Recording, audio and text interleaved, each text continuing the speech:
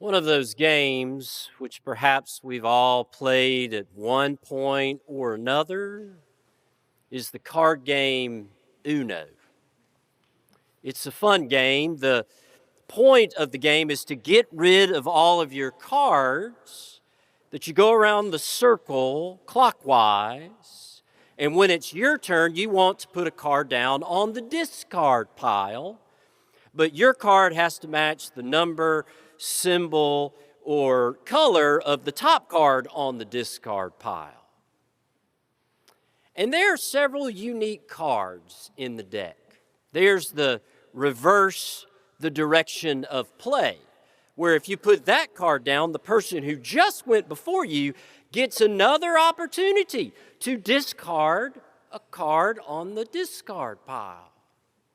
But if you put down the skip a turn card, the person right after you has to forego their opportunity of putting down a card. And then there's the skip a turn and take two cards, where that person not only can't put down a card, they have to take two cards up. It's a good way to lose friends. But it's a fun game for a family game night or a long car ride because it takes a while. There are 108 cards in the deck. The best card is the wild card, because you can play that card at any time. It does not have to match the number, symbol, or color. The worst card is the draw four card. That if the person right before you puts that down, you have to take four cards. That's a good way to make enemies. That you might call out Uno, meaning you have one card left, letting everyone know you're about to win the game on your next turn. And then you sit there, clutching that single card with excitement and anxiety, hoping you can put it down your next turn. But then the person right before you has that sneaky look on their face, and they put down the draw four card, ruining your day. The opposite, though, is true. The person right after you may call out Uno, and you can tell how excited they are. But you look down at your deck of cards, and you have that draw four card you've been holding on to for the entire game, and you know what you have to do. When it's your turn, you pause just for an extra second, and you look at the person right after you, and you relish the moment as you slam down that card and you say, draw four. And we probably enjoy it more than we should.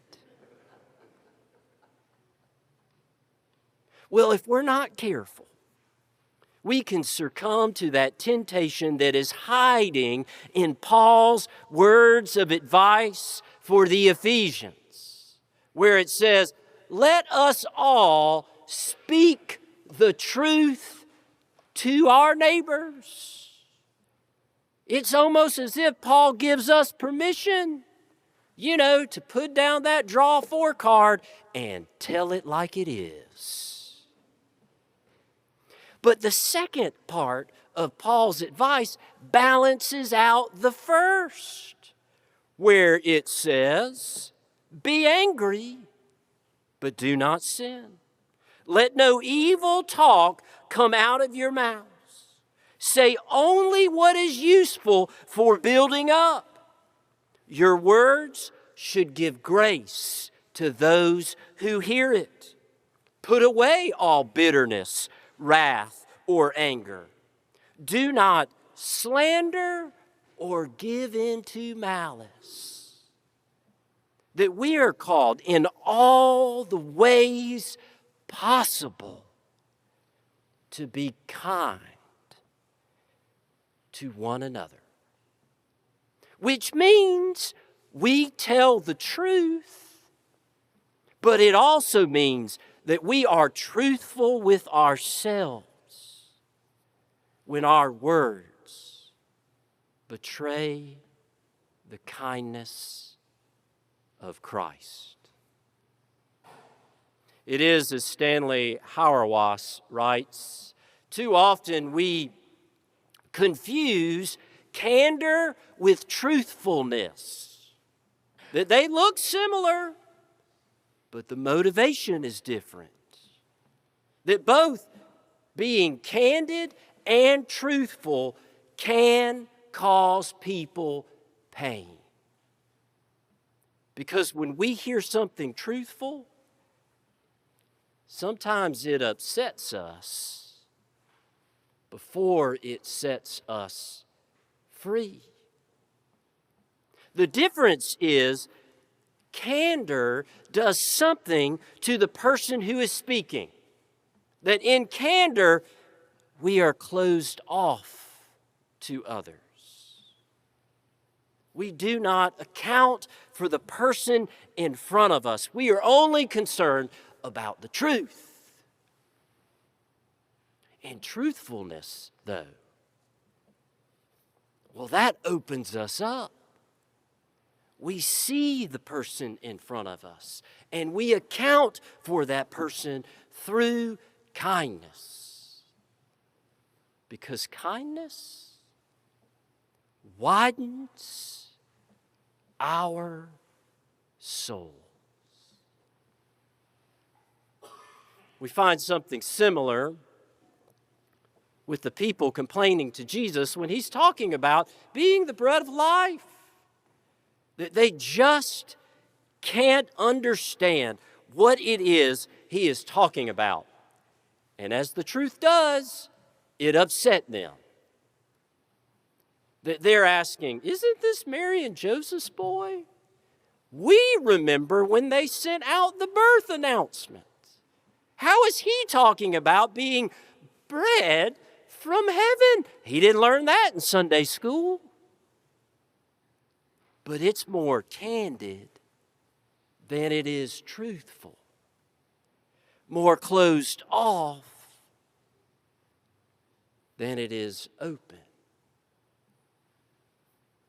It is, as Frederick Buechner tells, that wonderful story about Henry James, the highly acclaimed author who was known for his novels, but also for his keen, critical eye.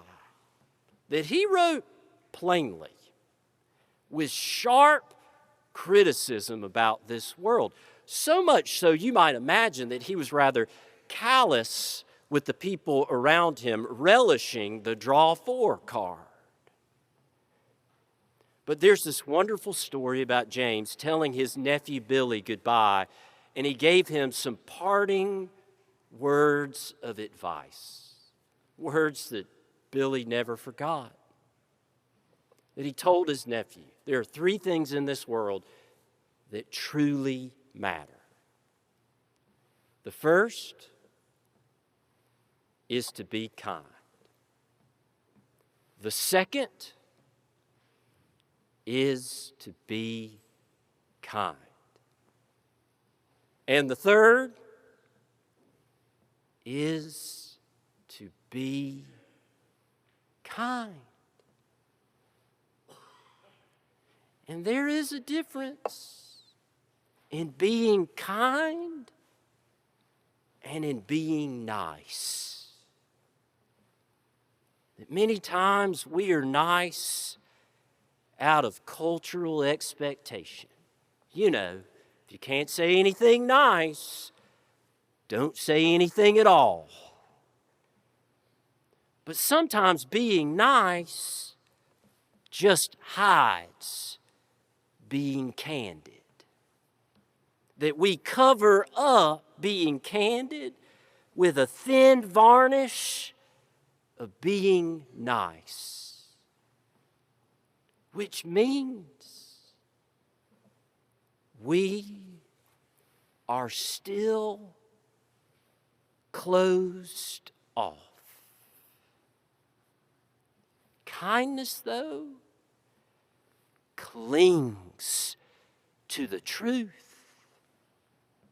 it just makes it hard to talk about the truth. It's why kindness is heavy lifting. But it opens us up to something more.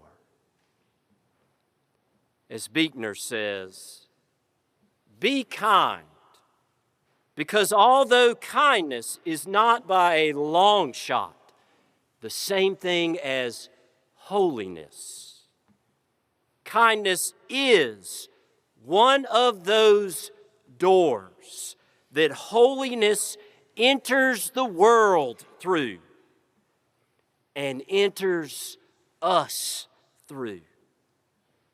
Not just gently kind, but sometimes fiercely kind. That we are not called to bend the truth. We are called to bend ourselves towards kindness. It is like that prayer attributed to Saint Teresa. Christ has no body here but ours, no hands, no feet here on earth but ours. Ours the eyes through which he looks on this world with kindness. That we are to be kind enough that we sit down with the person who is alone in the lunchroom. We are to be kind enough to include the person who is hard for us to be around, even when we don't have to. That we are to be kind enough to give of our time, even when it is taken for granted, because it's still helpful.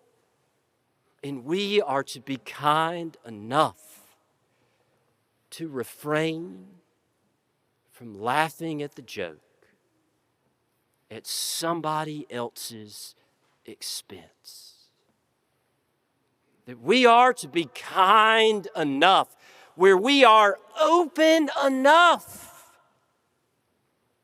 where the kindness of Christ can enter this world through us. Amen.